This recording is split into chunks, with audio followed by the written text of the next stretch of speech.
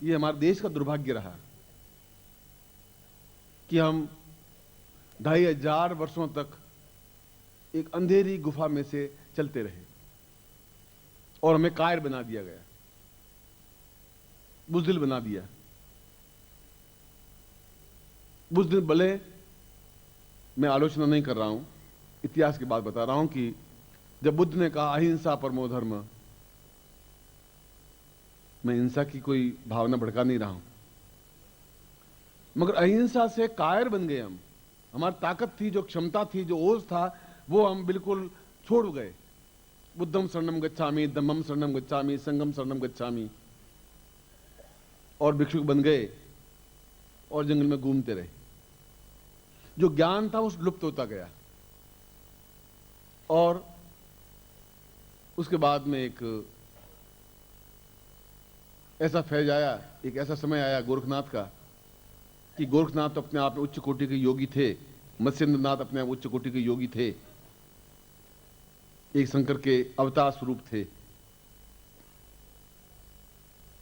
मगर उनके बाद में जो उनके एक शिष्य वर्ग बने, वो केवल अफीम, गांजा, चिलम, भांग, नशा करके ही, लाल लाल आंखें करके ही, भिक्षा मांग करके और लोगों को लेकर के अपना जीविकोपार्जन करते रहे। ज्ञान खत्म होता गया। ये एक अंधकार का टाइम था। फिर राजपूत काल आया, तो उसमें राजाओं के जैसी राजा थे वैसी प्रजा होती गई, और ब्राह्मणों का दमन होता गया, विद्वानों का दमन होता गया।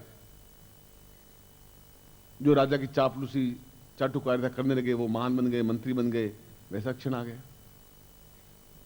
उसके बाद अंग्रेजों का क्षण आ गया, जिन्होंने कहा कि आपकी सभ्यता बेकार है, आपकी संस्कृति बेकार है, आपका ज्ञान बेकार है, आपके वेद बेकार है, आपके पुराण बेकार हैं, और हम, क्योंकि हम संगम शरणम गच्छामि, धम्मम शरणम गच्छामि में आ गए थे, इसलिए जैसी भगवान की मर्जी। और ये हमारे घर में घर घर गई। दुखी हैं तो भगवान की मर्जी, बच्चे हो रहे हैं तो भगवान की मर्जी, बच्चे नहीं हो रहे हैं तो भगवान की मर्जी, हमारे घर में आटा नहीं है तो भगवान की मर्जी। अब भगवान आपको कब कहा कि तुम्हारे घर में आटा नहीं है, तुम भगवान की मर्जी? पर हमने बिल्कुल एक उस दासता को ओढ़ते रहे, गुलामी को ओढ़ते रहे, जिसकी वजह से अंग्रेज आपके ऊपर हावी हो गए। इतिहास का फेज था, आया, और हम तन करके खड़े नहीं हो पाए, क्योंकि हमारे अंदर आत्मबल नहीं था, चेतना नहीं थी, कोई चेतना पैदा करने वाला था नहीं। तब तुलसी ने एक कल्पना की राम की। राम तो इतिहास पुरुष थे, तब उसमें रामायण लिखी, रामचरितमानस लिखा उसने, तुलसी ने। एक व्यक्ति को एक हौसला दिया कि तुम चिंता मत करो, ये अकबर का काल है, या मतलब मुगलों का काल है, मुसलमानों का काल है, मगर तुम्हारे पास राम जैसा व्यक्तित्व है, वो जरूर तुम्हारा दुख दूर करेगा। ऐसे गुलामी का जीवन मत जियो। उन्होंने एक चेतना दी, एक रामचरितमानस दिया, और घर घर में रामचरितमानस फैला। इसलिए रामचरितमानस को लिखना पड़ा। और उसके बाद में हम सन 47 के बाद में जिस प्रकार से जीवन जी रहे हैं, मगर ऐसा जीवन, और ये सारा जीवन का मैंने इस उल्लेख इसलिए किया कि ये जीवन एक पूरा हमारी 5-7 पीढ़ियों तक का जो ये जीवन था, एक अंधेरी सुरंग का जीवन था, जब हमने ज्ञान और चेतना, विद्वानों का सम्मान करना भूल गए। भिक्षुकों, चाटुकारों था और अच्छे कपड़े, तौन फैलाए हुए व्यक्तियों का सम्मान करना शुरू कर दिया, तब ज्ञान लुप्त हो गया। जो कुछ हुआ उसकी चर्चा करना में तो आपको एक संक्षिप्त रूपरेखा समझाई। इसलिए शंकराचार्य जब गोविंद पादाचार्य के पास गए, अपने गुरु के पास गए, वह व्यक्ति, मैं इनको विद्रोह इसलिए कहता हूं कि केरल का रहने वाला व्यक्ति, उसको जाति से अलग कर दिया गया शंकराचार्य को, इसलिए कि तुम सन्यासी बन गए हो। और जब उसकी मां मरी तब केवल 11 वर्ष का था, और उसने मां को वचन दिया था कि तुम्हारी मृत्यु के समय में जरूर हाजिर होऊंगा, उपस्थित होऊंगा, तो मुझे सन्यास लेने दो। और वह 150 किलोमीटर चल करके आया, और कोई जाति के व्यक्तियों ने कंधा देने के लिए मना कर दिया, तुम राजजाति से बाहर हो, हम तुम्हारी मां को कंधा नहीं देंगे। और वो 11 साल का बालक उस मां को, अपने मृत लाश को अपने कंधे पर डाल करके शमशान में जाकर के अपने हाथों से जलाया। ऐसा विद्रोही व्यक्तित्व था वो। ऐसे व्यक्तित्व को भी हमने एक 32 साल की उम्र में मार दिया गया, कांच घोट के पिला करके मार दिया गया। और शंकराचार्य ने कहा कि शिष्य शब्द एक घृणा का शब्द है। ये अंतिम शब्द उस शंकराचार्य के हैं। शिष्य कोई टाइम शब्द था जिसमें पाद पद्म को मैंने इतना उच्च कोटि का ज्ञान दिया, उसने कांच घोट के मुझे पिला दिया, समाप्त कर दिया मुझे। शिष्य एक घृणा का शब्द बन गया। शिष्य मीन्स धोखा देने वाला, शिष्य माने विश्वासघात करने वाला। और मैं शंकराचार्य के उस कलंक को धोना चाहता हूं आपके द्वारा कि शिष्य अपने आप में सार्थकता है।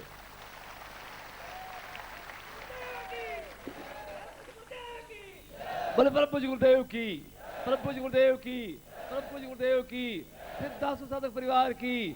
हर हर महादेव।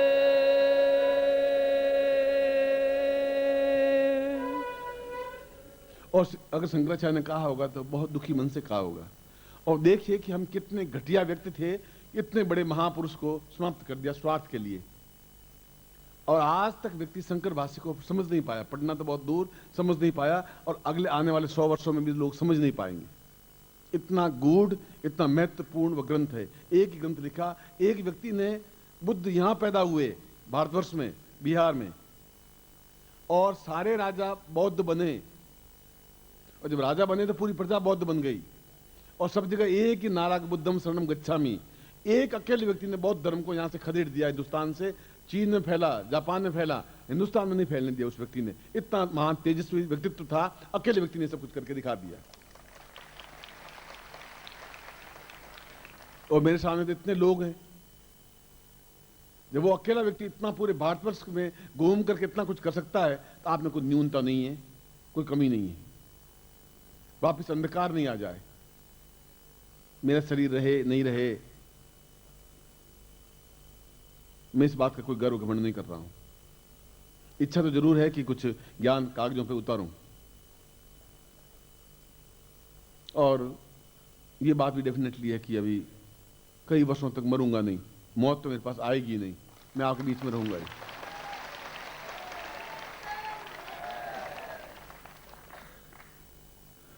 और कई बार आती है तो मैं कहता हूं बैठ, पास में बैठ जा, कुछ थोड़ी बातचीत कर लेते हैं। काफी टाइम हो गया, तो मिली नहीं थी। बोलिए क्या बात। उसने कहा था कि चलें। मैं कहाँ चलें इतने जल्दी, अभी शिष्यों को मुझे पहुंच जाना, बाद में चलेंगे। तू थोड़ा घंटे 1-2 साल बाद आ जाना, फिर चलेंगे अपन। फिर उसको ले जाते हैं, फिर वो चली जाती। कई बार मौत के हाथ से आए, कई बार घटनाएं घटी। और जीवन में कभी समझौता नहीं किया, जीवन से भी, परिवार से भी, अपने आप से भी। रहा तलवार की धार पर रहा। और जो तलवार की धार पर रहेगा उसको बहुत ज्यादा चाकू खाने पड़ेंगे, उसको लहूलुहान होना पड़ेगा, उसको गालियां, अपमान झेलना पड़ेगा। और झेला है। और मेरे राजस्थान में कहावत है कि माई एड़ा पूजन दुश्मन होए 50। हे मां, ऐसा बेटा पैदा करना, कम से कम 50 दुश्मन तो होने ही चाहिए उसके। ऐसा कायर बुजदिल पैदा मत करना, ताकतवान पैदा करना। और मेरे दुश्मन तो 5 लाख। ऐसी मां ने जन्म दिया है कि तू चिंता मत कर, क्योंकि 100 में से 60 तेरे प्रशंसक होंगे, तो 40 गालियां देने वाले होंगे ही, देंगे। क्योंकि उनको भाषा ही वही आती है, और वो दें। और ये मेरे खुशी की बात है कि वो गालियां बहुत अच्छी देते हैं, इसलिए इस बात की मैं चिंता करता ही नहीं। चिंता जैसे शब्द आती है, मैं ये नहीं कह रहा हूं चिंता नहीं होती है। चिंता, तनाव, परेशानी, बाधा, अड़चन इसलिए आती है कि इस अंधकार में से कैसे इस युग को निकालूं, ये चिंता है। मां सूख जाए इसकी चिंता मुझे नहीं है। खैर, इसलिए इतने समय में राज्याभिषेक दीक्षा इसलिए नहीं हुई। और ये श्लोक जब उस गोविंद पादाचार्य के पास में शंकराचार्य मां का अंत्येष्टि करके गए, और गुरु ने एक ही बात कही कि तुम्हें एक काम करना है कि हमारा सनातन धर्म हमारा हिंदुत्व, मैं बौद्ध धर्म की कोई आलोचना नहीं कर रहा हूं, न मैं मुसलमानों की आलोचना सब नहीं कर रहा हूं। मैं तो इतिहास को आपके सामने रख रहा हूं। बौद्ध को हमने अवतार माना है, बुद्ध अवतार, जैसे हम 24 अवतारों में से बुद्ध अवतार हैं। मगर यदि कोई मुझे ये कहेगा कि आप थप्पड़ खा के चुप रहिए, तो मैं गांधी जी की बात को, इस बात को स्वीकार नहीं करूंगा कि गांधी ने कहा थप्पड़ मारिए, दूसरा गाल सामने कर लीजिए, एक थप्पड़ मारेगा मैं 6 थप्पड़ मारूंगा। मैं गांधी जी की बात नहीं मानूंगा। और गांधी की सारी बातें मानूंगा, इस बात को मैं नहीं मानूंगा कि तुम्हारे एक थप्पड़ पड़े तो दूसरा गाल भी सामने कर लीजिए। मैं एक गाल थप्पड़ मारे मैं पता है, मैं बताऊं कि मैं क्या हूं। 8 थप्पड़ ऐसे मारूंगा कि चलेगा सीधा, मुंह पीछे पीछे रहेगा। इतनी हिम्मत रखता हूं मैं।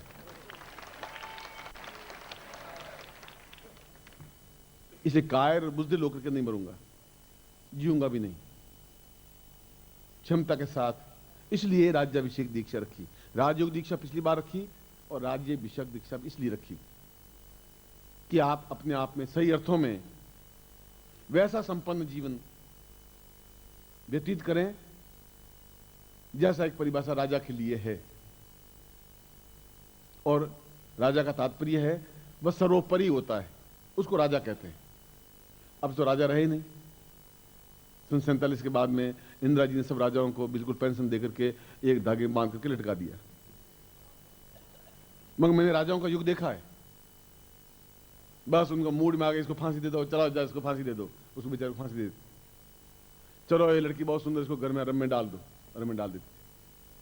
मैं तो ये कौन सी तरीका है, ये कौन सा न्याय है? मगर न्याय तो उनके मुंह से निकला वही न्याय है। और अच्छे भी राजा थे, सभी एक जैसे नहीं थे, मगर उनका जीवन अपने आप में एक बहुत ही भौतिकता की दृष्टि से परिपूर्ण था। और आपका जीवन भी ऐसा भिक्षुक की तरह जीवन व्यतीत नहीं हो, भौतिकता की दृष्टि से परिपूर्ण हो, दोनों पक्ष आपके सामने प्रबल हो, अद्वितीय हो। एक तरफ जहां आप आध्यात्मिकता में अपने आप में पूर्ण हो, सिद्धाश्रम प्राप्ति तक हो, तो भौतिकता में आप अद्वितीय हो, जहां धन यश मान पद प्रतिष्ठा की कमी रहे ही नहीं। मेरा शिष्य हाथ फैला ऐसा चाहता भी नहीं मैं।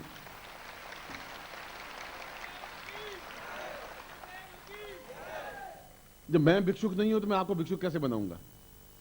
मैं आपको कैसे कहूंगा कि तुम किसी के सामने हाथ फैलाओ, कर्जे के लिए हाथ फैलाओ, अभाव से दुखी हो, अपने लड़के के लिए फीस जुटा नहीं सको? क्यों नहीं है तुम्हारे पास सुंदर मकान हो, क्यों नहीं तुम्हारे पास वाहन हो? मैं तुम्हें ऐसी सलाह नहीं दे सकता कि तुम एकदम से बस दीनता ही बहुत बड़ी बात है, झोंपड़ी में रहना ही बहुत बड़ी है। मैं कहता हूं उत्तम से उत्तम महल हो, जैसा कोई महल किसी के पास नहीं, ऐसा महल तुम्हारे पास हो।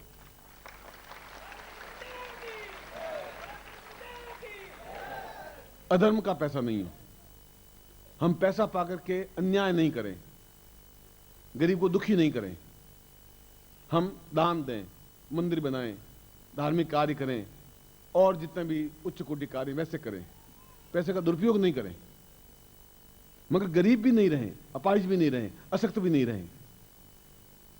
और बिना इस प्रकार का उच्च वैभव प्राप्त किए बिना आप इस प्रकार के प्रयोग भी नहीं कर सकते। जीवन को आप जो ही घर में जाएंगे, पीपे में आटा नहीं है, आप दुखी हैं, पत्नी बीमार है, आप दवाई नहीं ला पा रहे हैं, ला रहे हैं कर्जा आपके ऊपर है, व्यापार आपका चल नहीं रहा है, कई स्थितियां ऐसी हैं।